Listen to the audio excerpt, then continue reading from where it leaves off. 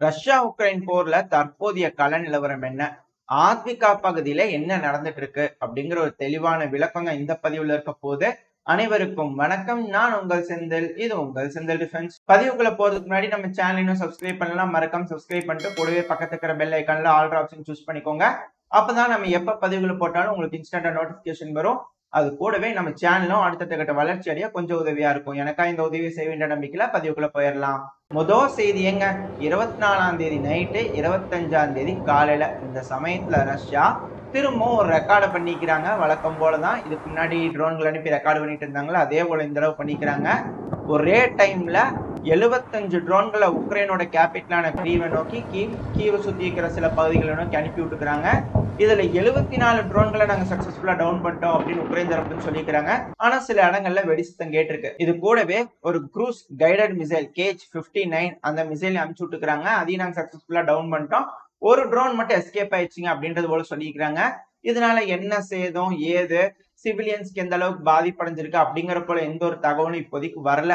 ஆனா இதுக்கு பதிலடி கொடுக்கும் விதமா கீவும் ரஷ்யாவுல 25 ட்ரோன்கள் அனுப்பி விட்டுக்கிறாங்க. இதுல 11 ட்ரோன்கள் டவுன் பண்ணிட்டு தான் ரஷ்யா தரப்புன்னு சொல்லப்பட்டிருக்கு. பேலன்ஸ் இருக்கிற ட்ரோன்களுக்கு என்ன ஆச்சு ஏதாச்சுன்ற விவரம் சொல்லல. இது எந்த அன்னைக்கு உக்ரைன் ரஷ்யாவுக்குள்ள அனுப்பி இருக்கிறாங்கன்னா 25ஆம் தேதி நைட்டு 26ஆம் தேதி காலையில இந்த சமயத்துல இதெல்லாம் உக்ரைனோட நேரப்படி இருக்கக்கூடிய டைமிங். அந்த சமயங்கள்ல இந்த கண்டினியூஸா ஒரு நாள் இவங்க பண்ணிக்கிறாங்க. 24 25 ரஷ்யா பண்ணிக்கிறாங்க. அதுக்கு பதிலடி கொடுக்கறதுக்கு 25 26 உக்ரைன் பண்ணிக்கிறாங்க. இது ட்ரோன் தாக்குதல். இது நடந்தது இந்த ரஷ்யாக்குள்ள நடந்தது வந்து பாத்தீங்கன்னா மாஸ்கோட கேபிட்டல் நோக்கி அனுப்பி விட்டுக்கிறாங்க. அதுல இந்த கலுகா, பிரியான்ஸ்க் இந்த பகுதிகள்லாம் வரும்போது தடுத்து நிறுத்திட்டதா ரஷ்யா தரப்புன்னு சொல்லியிருக்கிறாங்க. இதுதான் விஷயம். இப்போ ரஷ்யா இருக்கிறாங்களே அவங்க அனுப்பும் போது நம்ம முன்னாடியே ஒரு மாசம் 2 மாசம் இருக்கும்னு நினைக்கிறேன். இப்ப புதுசா கருப்பு கலர் பெயிண்ட் அடிக்கிறாங்க. இதனால ராத்திரி நேரம் போகும்போது ட்ரோனை கண்டுபிடிக்கிறது கஷ்டமா இருக்கும் அப்படிங்கறது போல சொல்லியிருந்தோம். அதே போல இந்த தடவை அவங்களோட ட்ரோன்களுக்கு கருப்பு கலர் பெயிண்ட் அடிச்சு தான் உள்ள அனுப்பிச்சு விட்டுக்கிறாங்க. இதோட சில ஃபுட்டேஜஸ் எல்லாம் வந்திருக்கு, நீங்க பார்க்கலாம். இதெல்லாம் இருக்கட்டும். ஏன் இப்போ என்ன காரணத்தினால இப்போ ரஷ்யா இது போல சேர்த்து வச்சு அடிக்கிற மாதிரி இப்படி 75 ட்ரோன்கள் அனுப்பி விட்டுக்கிறாங்க? அதுவும் வேவ் பை வேவா ஏதாவது ஒரு காரணம் இருக்கும்ல. சும்மா எல்லாம் வந்து ரஷ்யா இது போல பெரிய மாஸ் அட்டாக் எல்லாம் பண்ணி ட்ரோன்களை வீண் பண்ண மாட்டாங்க. சரி, என்ன காரணம்னு தேடி பார்த்தா ஒரு 4 நாளைக்கு முன்னாடி ஜெர்மனோட டிஃபென்ஸ் மினிஸ்டரான போரிஸ் பிஸ்டோரியஸ் அவர்கள் சடனான ஒரு விசிட் இந்த கீவுக்கு வந்திருந்தாரு. உக்ரைனோட கேபிட்டலான கீவுக்கு வந்து சில அதிரடியான மிலிட்டரி எய்ட்லாம் அறிவிச்சிருந்தாரு. ஏன்னா சமீப காலமா வந்து பாத்தீங்கன்னா கீவ்ல வந்து இந்த ரிப்போர்ட் எல்லாம் கொடுப்பாங்களா, அந்த சமயத்துல 25 ட்ரோன் வந்தது, 20 ட்ரோன் வந்தது, அதுல 15 ட்ரோன் தான் டவுன் பண்ணோம் அப்படிங்கறதோட சொல்லிட்டு இருந்தாங்க. இதெல்லாம் வச்சு பார்க்கும்போது அப்புறம் என்ன ஏர் டிஃபென்ஸ் சிஸ்டம்ல கோளாறு இருக்குதா அப்படின்ற கேள்வி வர ஆரம்பிச்சிடும். ஏன்னா காம்பேட் அப்ரூவ் வேணும் இல்லையா, அதுல கொஞ்சம் ஃபெயிலியரா இருந்ததுன்னா பிரச்சனையாயிரும். இதனால என்ன பண்ணிக்கிறாங்க, ஜெர்மனியோட டிஃபென்ஸ் மினிஸ்டர் அமைச்சு என்ன வேணுமோ பார்த்து கொடுத்துடப்பா அப்படின்னு அனுப்பி விட்டுக்கிறாங்க. அவரு வந்துக்கிறாரு, சில விஷயங்களா கொடுத்துக்கிறாரு. ஆனா மெயினா நம்ம இந்த பதிவுக்கு பார்க்க வேண்டியது ஏர் டிஃபென்ஸ் சிஸ்டம்.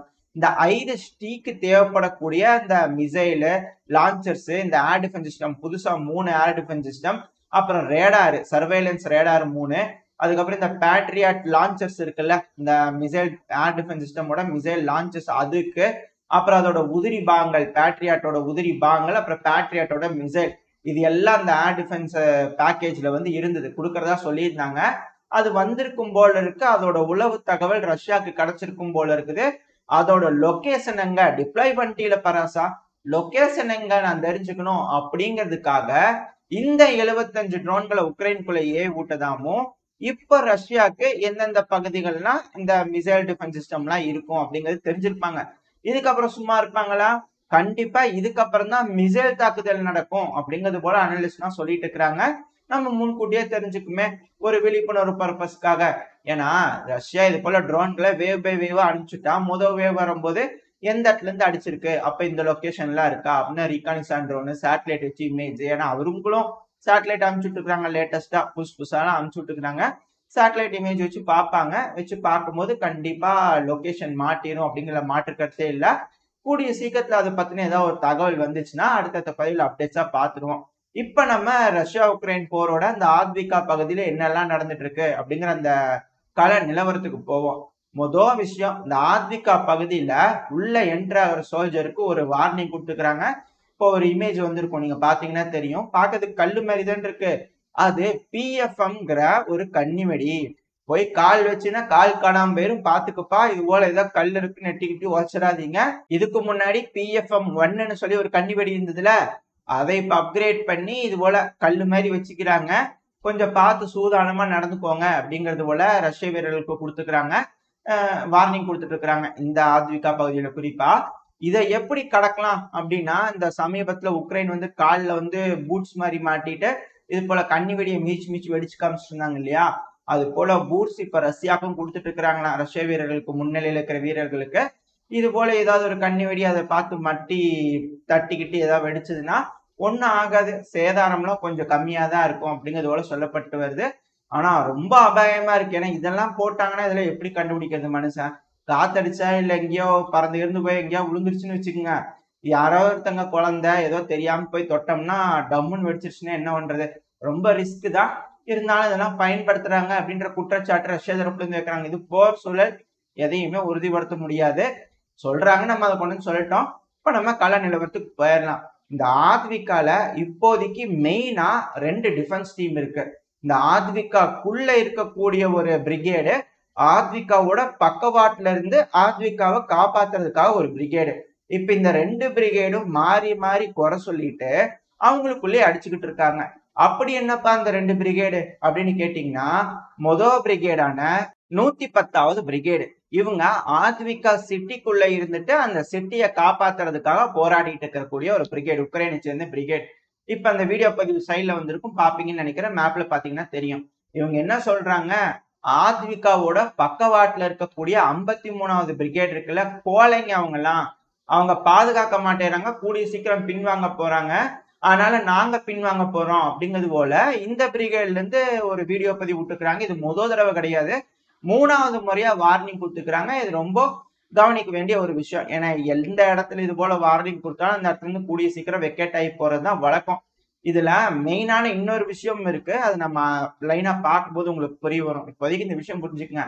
இப்ப 53வது பிரிகேட் இருக்கிறாங்களே, அவங்க தரப்பு நியாயம் கேட்கணும். ஏன்னா இவங்க இது போல சொல்றாங்க, ஆத்விகா விட்டு போறாங்க, ஏன்னா அவங்க பின்வாங்கினாங்கன்னா எங்களுக்கு ஒண்ணும் பண்ண முடியாது, சுத்தி வளைச்சிருவாங்க, நாலாப்புறம் அடிச்சாங்கன்னா நாங்க என்ன பண்றது அப்படிங்கிறது போலதான் இவங்களோட வாதம் இருக்கு. இதுக்கு இந்த 53வது பிரிகேட் என்ன பண்றாங்கன்னா, வீடியோ பதிவு ரஷ்யா தரப்புல இருந்து வெளியிட பதிவு தான் இப்ப நீங்க பாத்துட்டு இருக்கீங்க. இந்த வடஇன்னைக்கு மேல இருக்கக்கூடிய அந்த பக்கவாட்டுல பாதுகாத்துட்டு இருக்கக்கூடிய பிரிகேடு தான் 53வது பிரிகேடு. இவங்க என்ன சொல்றாங்கன்னா, தம்பிகளா உங்களுக்கு வந்து டவுனுக்குள்ள இருக்கிறீங்கப்பா, அதிநவீன ஆயுதங்கள் இருக்கு, பங்கர் இருக்குது, பில்டிங் இருக்குது, வேணுங்கிற மாதிரி சகல வசதியும் இருக்குது, ஜாலியா ஜம்முன்னு இருந்துகிட்டு எங்களை பார்த்து நீங்க போலங்கன்றியா? நீ என்ன பண்ணு, இங்க வந்து நாங்க அங்க வந்துடணும், சரியா? நானும் பின்வாங்க வேண்டாம், நீயும் பின்வாங்க வேண்டாம் அப்படிங்கறதோட இரு பக்கமும் மாறி மாறி அடிச்சுக்கிட்டு இருக்காங்களா. காரணம் என்ன, இந்த வீடியோ பதிவு பாத்தீங்களா, ஃபுல்லா கிளஸ்டர். 500 முன்னாடி ஒரு பாம் காமிச்சோம்ல, ஃபுல்லா கிளஸ்டர் போட்டு தட்டிட்டு இருக்கிறாங்க. இந்த கிளஸ்டரு இந்த ரஷ்யா போடுறாங்கள, ஒண்ணு அப்படியே மழை பெஞ்சு மாதிரி மேக வெடிப்புன்னு சொல்லுவாங்கல்ல, போட்ட உடனே அப்படியே டபடபடபடபடன்னு அந்த ஒரு லைன்ல இருக்கக்கூடிய அந்த ட்ரெஞ்ச் லைன்ல லைனா வெடிக்கிற மாதிரி வெடிக்குது. அப்படி இல்லையா, சர்க்கிள்ல போட்ட மாதிரி சர்க்கிள்ல வெடிக்கிற மாதிரி வெடிக்குது. அப்படியே டிராயிங் வரைஞ்சு காமிச்சிட்டு இருக்காங்க ரஷ்யா. இதெல்லாம் ஏர் லான்ச், அதனால ஒண்ணுமே பண்ண முடியல. அங்கிருந்து அடி வாங்குற 53வது பிரிகேடு, நீ எங்களை பார்த்து கொலைங்கிறியா? நீ தாண்டா கோலை, நீ உன்னால முடியாதுடா, நீ வந்து இங்க இருந்து பாடுறான்னு 2 பிரிகேடும் மாறி மாறி அடிச்சுக்கிறாங்க இந்த ஆத்விகால. இது எங்க போய் முடிய போகுதுன்னு தெரியல. ஏன்னா அது ஆத்விகா பகுதியா கூடிய சீக்கிரம் இழந்துருவாங்க அப்படிங்கிறதுக்கான ஒரு விஷயம் இதுல இருந்து நம்மளால தெரிஞ்சுக்க முடியுது அப்படிங்கறதுல மாற்று கருத்தே இல்லை. இப்ப இந்த 2 பேர் மாறி மாறி அடிச்சுக்கிறாங்க, அதுக்கான பதிவுகள்லாம் பார்த்தாச்சு. இப்ப நம்ம ஆத்விகாவோட தெற்கு பகுதியில வந்துடும், அந்த என்ட்ரன்ஸ் பகுதி மாதிரி இருக்குது இல்லையா, அந்த பகுதிக்கு வந்துடும். இப்ப அந்த பகுதியில வந்து பாத்தீங்கன்னா இந்த தோத்து போன மாதிரி உக்காந்துருக்குதா சோல்ஜரு. ஆமா, இந்த வீடியோ பதிவு பாருங்க, ஹெவியான அட்டாக்கு. இதுவும் 53வது பிரிகேடு அங்க இடத்துல இருக்கிறதா சொன்னாங்க. அந்த 53வது பிரிகேடு என்ன சப்போர்ட் வந்து இப்போ ஆத்விகால இருக்கிற டீம் வந்து கொடுத்துட்டாங்க. ஏன்னா ரஷ்யா டேங்கை வச்சு அடிக்கிறாங்க, மிசைலை வச்சு போட்டு தள்ளுறாங்க, சரமாரியான தாக்குதல். இதுல இருந்து தப்பிக்கணும்னா உக்ரைன்ஸுக்கு மோட்டார் சப்போர்ட், ட்ரோன் சப்போர்ட், இல்லைன்னா ஆர்ட்லரி சப்போர்ட், ஏதோ ஒரு சப்போர்ட் இருந்தாதான் அங்க இருக்கக்கூடிய வீரர்களால ஏதாவது செய்ய முடியும். நீங்க பாத்தீங்கன்னா இந்த பதிவுல தெரியுதா, பயங்கரமான அட்டாக் நடக்குது. அட்டாக் நடந்து முடிஞ்சோடனே கொஞ்சம் டைம் கிடைக்குது, இதுதாண்டா சான்ஸ், ஓடிடலாம் அப்படின்னு தெரிச்சு ஓடுறாங்க. வேற வழி இல்லை, ஏன்னா அந்த இடத்துல டேங்க் வந்துருச்சு, ஆர்ட்லரி சப்போர்ட் இருக்கு, ட்ரோன் சப்போர்ட் இருக்கு, ஒன்னும் பண்ண முடியாது. கண்டினியூஸா மாறி மாறி தாக்குதல் நடக்கும். சான்ஸ் கிடைச்சா ஓடிடலாம் அப்படிங்கிறதுக்காக அந்த பிரிகேட் பின் வாங்குறாங்க. இப்படித்தான் நடக்கும். இப்போ இந்த இடத்துல அது போல நடந்துகிட்டு இருக்குது. உடைநிலை அது போல நடந்துச்சுன்னா ஆத்விகாவை சுத்தி வளைச்சிடும். நீங்க பாத்தீங்கன்னாலே தெரியும். இதுதான் இப்போதைக்கு இந்த ஆத்விகாவோட கலை மெயினான கலை நிலவரமா இருக்கு. இப்ப நம்ம அப்படியே கொஞ்சம் மேல போனோம்னு வச்சுங்க, ஆத்விகாவோட வடக்கு பகுதி அந்த இடத்துல தான் கோக் அண்ட் கெமிக்கல் பிளான்ட் இருக்குது.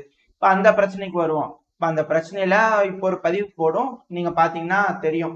இந்த ரஷ்யா வீரர்கள்னால வெளியிடப்பட்ட பதிவு, கோக் பிளான்ட் பக்கத்துல தாண்டி இருக்கும், வரும் அடுத்ததுதான் அப்படிங்கிறது போல வீடியோ பிடிச்சி போட்டுக்கிறாங்க. அடுத்து அந்த கோக் பிளான்ட் வந்து எப்படி இருக்குது அப்படிங்கிறதுக்காக அந்த ட்ரோன் வீடியோ ஃபுட்டேஜ் விட்டுருக்காங்க. இப்போதைக்கு எப்படி இருக்குன்னு. இந்த கோக் அண்ட் கெமிக்கல் பிளான்ட் அப்படின்னா என்ன? ஏன்னா இது ஒரு மிகப்பெரிய விஷயமா மாறதுக்கு வாய்ப்பு இருக்கு. ஏன் இன்னும் ரஷ்ய வீரர்கள் அது வரைக்கும் போயிட்டாங்க? ஏன்னா ஒரு 10 நாள் 15 நாள் இருக்கும்னு நினைக்கிறேன். இப்ப வரைக்கும் என்டர் ஆகல. காரணம் என்னன்னா, இந்த ஆத்விகால இருக்கக்கூடிய coke and chemical plant coke கேஸ உருவாக்கக்கூடிய பிளான்ட். அதனால இதுக்கு கோக் பிளான்ட்னு வச்சுக்கிறாங்க. கோக்னா குடிக்கிற கோக் கிடையாதுங்க, கோக் கேஸ். எப்படி இந்த கோக் கேஸ் தயாரிப்பாங்கன்னா, இந்த கோல் இருக்குல்ல, அதை ரொம்ப அதிகமா சூடு பண்ணோம்னா அதுல இருந்து ஒரு கேஸ் வரும். எந்த ஒரு ஏர் ப்ரெஷருமே இல்லாம பண்ணும்போது ஒரு கேஸ் வரும். அந்த கேஸை தான் இந்த ஏரியால இருக்கிறவங்களுக்கு எல்லாம் சப்ளை பண்ணிட்டு இருந்தாங்க. அதுக்கான ஒரு பிளான்ட் தான் அது. இந்த கேஸ் மட்டும் வெளியே லீக் ஆச்சுன்னா நம்ம மோந்து பார்த்தாலே இறந்துருவோம். அவ்வளவு ஒரு மோசமான ஒரு கேஸ் இது. இந்த கேஸ ஸ்டோர் பண்ணி வச்சுக்கிற பிளான்ட் இது. இந்த சமயத்துல ரஷ்யா குண்டை போட்டுட்டு உள்ள போகும்போது உக்ரைனியன் ஓபன் பண்ணி விட்டா கதம் ரஷ்யா வீரர்கள் சோழி முடிஞ்சிடும். அதனாலதான் கொஞ்சம் பார்த்து என்ன ஏதுன்றத சுதாரிச்சுக்கிட்டு இந்த கெமிக்கல் பிளான்ட்டுக்குள்ள போக முடியும். கூடவே இது ஒரு கெமிக்கல் பிளான்ட்டும் கூட. என்னென்ன கெமிக்கல் வச்சிருப்பாங்கன்னு தெரியாது. கேட்டா என்ன சொல்லுவாங்க, அதுவே கோக் பிளான்ட். அங்க வந்துட்டு அப்புறம் விஷவாயு தாக்கிருச்சு, நாங்க கெமிக்கல் ஆயுதத்தை பயன்படுத்திட்டோம்னு குற்றச்சாட்டு வச்சா எப்படி ரஷ்யா? அதுவே அப்படித்தான், அந்த பிளான்ட்டோட இதே அதுதான் அப்படிங்கிறது போலதான் அவங்க தரப்புல இருந்து வாதம் இருக்கு இதுக்கு மேல. அதனால இந்த இடத்துல ஏதோ ஒரு தரமான சம்பவம் இருக்கு அப்படிங்கிற மாற்று கருத்து இல்ல. இந்த ஆத்விகா கெமிக்கல் பிளான்ட்டுக்குள்ள எப்ப ரஷ்ய வீரர்கள் உள்ள வராங்களோ அப்ப இழப்பு ரஷ்யாவுக்கு அதிகமா இருக்கும். இங்க டிஃபெண்ட் பண்றது ஈஸி. ஏன்னா இங்க விஷவாயுவோ அது இதுன்னு எல்லாம் போட்டுவிட்டு ஓடிடலாம். வர்றவங்க எல்லாம் மர்கி ஆனதுக்கு அப்புறம் திருப்பி வந்து டேக் எடுத்துக்கலாம் அப்படிங்கிறது போலதான் பேசப்படுது. ஏன்னா அது ரொம்ப அந்த மத்த விஷவாயு விட்டுருங்க, அந்த கோக் கேஸே சும்மா நார்மலா மோந்து பார்த்தாலே இறந்து போயிருவாங்களா. ஈஸியஸ்ட் வே டு சூசைட்னா அந்த கோக் கிளாஸ் தான் அப்படின்னு சொல்லிட்டு இருப்பாங்களா உக்ரைன்ல. அது மாதிரியா ஒரு மோசமான கேஸ் அது. அந்த கேஸ் பிளான்ட்ட போய் பிடிக்கிறதுங்கிறது கொஞ்சம் கஷ்டம்தான். இங்க என்ன மாதிரி சாமர்த்தியமா போய் பிடிக்கிறாங்க அப்படிங்கறத நம்ம பொறுத்து இருந்தா பாக்கணும். அப்புறம் இந்த ஆத்விகாவோட தெற்கு பகுதியில ஒரு விஷயம் சொல்ல மறந்துட்டு, இந்த ஆத்விகாவோட தெற்கு பகுதியில அந்த இன்னொன்னு சோகமா உட்கார்ந்துட்டு இருக்கு இல்லையா, அதை பாத்தீங்கன்னாலே தெரியும். ஒரு வீடியோ பதிவு லோட இருக்கும். அந்த இடத்துல வந்து பாத்தீங்கன்னா உக்ரைனியன் வீரர்கள் இந்த பகுதியில சரணடைஞ்சதா வீடியோ பதிவு வெளியிட்டு இருக்காங்க. அது கூட வந்து பாத்தீங்கன்னா மொத்தம் 150 சோல்ஜர்ஸ் இது போல வந்து சரணடைஞ்சிருக்காங்க இந்த பகுதியில மட்டும் அப்படிங்கிறாங்க. சிலர் அங்கிருந்து ஓடிட்டாங்க. இது போக சிலர் அந்த இடத்துல இருந்திருப்பாங்க இல்லையா, அவங்க மாட்டி இருப்பாங்க அப்படிங்கிறது போல சொல்லப்படுது. ஒண்ணு சரண்டர் ஆகணும், இல்ல அங்க இருந்து போகணும். ஏன்னா டேங்க் உள்ள வந்துருச்சு, சப்போர்ட் கொடுக்கறதுக்கு இல்லைன்னா அங்க இருக்கக்கூடிய வீரர்கள் எத்தனை நேரம் துப்பாக்கி வச்சு சமாளிக்க முடியும்? அவங்களுக்கு வேணுங்கிற குண்டு, சாப்பாடு, மெடிக்கல் எய்ட், ஏன்னா காயமடைஞ்ச சோல்ஜருக்கு வேணுங்கிற ஃபர்ஸ்ட் எய்ட் எல்லாம் கொடுக்கணும். அப்படி கொடுத்தாதான் இருந்து ஏதாவது பண்ண முடியும். எதுவுமே கொடுக்காம சும்மா கோழைங்க வெளியே வரீங்க அப்படின்னா அப்புறம் என்ன பண்ணுவாங்க அவங்க? ஒன்றும் பண்ண முடியாது அப்படிங்கறத யதார்த்தமான உண்மை. இந்த பதிவு இதை வச்சு நீங்க ஒரு அளவுக்கு புரிஞ்சுக்குவீங்கன்னு நம்புறேன். இந்த ஆத்விகா பகுதியில என்ன நடந்துகிட்டு இருக்குன்னு சொல்லிட்டு, இதுக்கப்புறம் போக போக என்னெல்லாம் நடக்கலாம், எப்படி முன்னேறதுக்கு வாய்ப்பு இருக்கு அப்படிங்கிறது போல நம்ம அனலைஸ் பண்ணி போடுவோம்ல, பழையபடி அது போல போடுவோம். இந்த பதிவு பத்தின உங்களோட கருத்துக்கள் என்ன? இந்த பதிவு போல தொடர்ந்து போடலாமா, இல்ல எப்படி என்னன்ற விஷயங்களையும் உங்களோட கருத்துக்களை கமெண்ட் செக்ஷன்ல மறக்காம சொல்லுங்க. அப்படியே இந்த பதிவு பிடிச்சதுன்னா ஒரு லைக் பண்ணிட்டு உங்க ஃப்ரெண்ட்ஸ் அண்ட் ஃபேமிலியோட ஷேர் பண்ணிக்கோங்க. இந்த பதிவு சுவாரஸ்யமா இருந்திருக்கும்னு நம்புறேன். இதே போல இன்னொரு பதிவில் சந்திக்கும் வரை ஸ்டே சேஃப். By by.